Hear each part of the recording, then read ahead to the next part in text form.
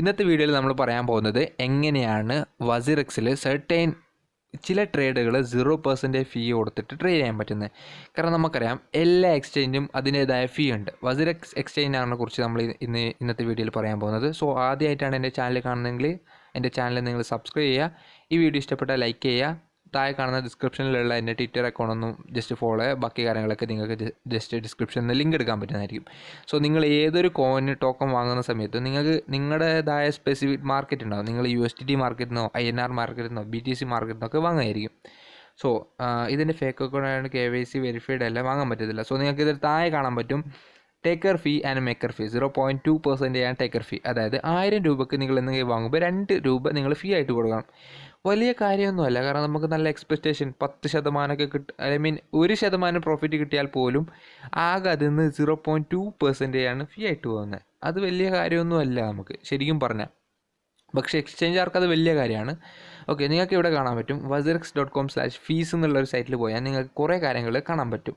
എത്രയാണ് ഓരോ ടോക്കൺസിന്, എത്രയാണ് വിഡ്രോവൽ ഫീ, എത്രയാണ് മിനിമം ഡെപ്പോസിറ്റ് എമൗണ്ട്, എത്രയാണ് മിനിമം വിഡ്രോവൽ എമൗണ്ട്, എത്രയാണ് മിനിമം ബാക്കി കാര്യങ്ങൾ, ഏതൊക്കെ ടോക്കൺ നിങ്ങൾക്ക് ഡെപ്പോസിറ്റ് ചെയ്യാൻ പറ്റും. ഈ ഡെപ്പോസിറ്റ് എനേബിൾ എന്ന് പറയുമ്പോൾ നിങ്ങൾ wazirxൻ്റെ അകത്ത് തന്നെ കോയിന് ബൈ ചെയ്യുന്നതും സെല് ചെയ്യുന്നതും ഈ കാര്യങ്ങളൊന്നും ഇതിനെ ബാധിക്കില്ല. നിങ്ങൾ wazirx അക്കൗണ്ട് ഒന്ന് ബൈ ചെയ്ത് ട്രസ്റ്റ് വാലറ്റിലോട്ടോ ബിനാൻസിലോട്ടല്ല വേറെ ഏത് എക്സ്ചേഞ്ചിലോട്ടൊക്കെ കൊണ്ടുപോകുന്ന സമയത്തൊക്കെ ഇത് ബാധിക്കും. റാപ്പിഡ് ലിസ്റ്റ് എന്ന് പറഞ്ഞാൽ ഇതുവരെ എനേബിളോ ഡിസേബിളോ ചെയ്തിട്ടില്ല.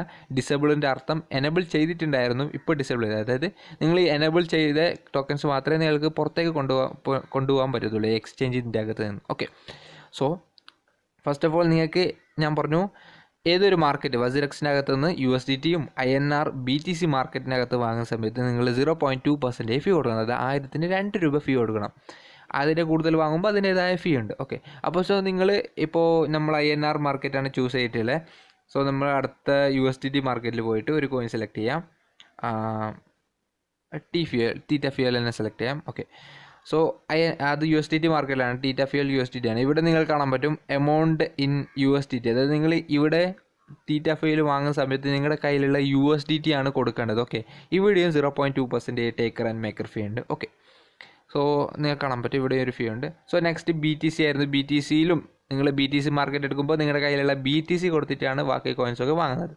സോ നിങ്ങൾക്ക് ഇവിടെ കാണാൻ പറ്റും wazirx മാർക്കറ്റിൽ മാത്രം 0% ഫീ ആണ്. അതായത് നിങ്ങളുടെ കയ്യിലുള്ള wazirx കൊടുത്തിട്ടാണ് നിങ്ങൾ ബാക്കി കോയിൻസ് വാങ്ങുന്നതെങ്കിൽ നിങ്ങൾ ഫീ കൊടുക്കേണ്ട. അതായത് 1000-ന് 2 രൂപ ഫീ കൊടുക്കേണ്ട. 1000 രൂപ എന്നുള്ള ജസ്റ്റ് എക്സാമ്പിളാണ് വെച്ചത്. 0.2% എത്ര എമൗണ്ട് ആയാലും നിങ്ങൾ ജസ്റ്റ് കാൽക്കുലേറ്റ് ചെയ്ത് നോക്കിയാൽ മതി. ഓക്കെ, അതായത് 1000-ന് 2 രൂപ, 10,000-ന് 20 രൂപ, അങ്ങനെ ഓരോ ട്രേഡാണ്. ഒരു ദിവസം ഒരു മന്തിലോ ഒന്നല്ല, ഓരോ ട്രേഡിനുള്ളത്. ഓക്കെ, പെർ ട്രേഡാണ് ഈ ഫീ എന്ന് പറയുന്നത്. സോ നിങ്ങൾക്കറിയാൻ പറ്റും wazirx ഒരു മാർക്കറ്റ് എന്താണെന്ന് അറിയാമല്ലോ. സോ wazirx മാർക്കറ്റിൽ നിങ്ങളുടെ കയ്യിലുള്ള wazirx കൊടുത്തിട്ടാണ് നിങ്ങൾ ടോക്കൺ വേണ്ടത്. അതായത് നിങ്ങളുടെ കയ്യിൽ ഇപ്പോൾ നിങ്ങൾ wazirxലോട്ട് 1000 രൂപ ഡെപ്പോസിറ്റ് ചെയ്യുകയാണെങ്കിൽ നിങ്ങൾ 1000 രൂപ INR വെച്ച് നിങ്ങൾക്ക് wazirxൻ്റെ അകത്ത് പോയിട്ട് കോയിൻ വാങ്ങാൻ പറ്റത്തില്ല. അതിന് മുമ്പ് നിങ്ങൾ ആദ്യം INR കൊടുത്തിട്ട് wazirx വാങ്ങിയിട്ട് പിന്നീട് wazirx കൊടുത്തിട്ട് ബാക്കി കോയിൻസ് വാങ്ങണം. ഓക്കെ, സോ wazirxും INRും വേറെ, അതായത് മാർക്കറ്റ് തമ്മിലുള്ള വ്യത്യാസം, പ്രൈസ് ചേഞ്ച് അല്ലെങ്കിൽ അതിൻ്റെ ഡൗൺ ആൻഡ് അപ്പ്.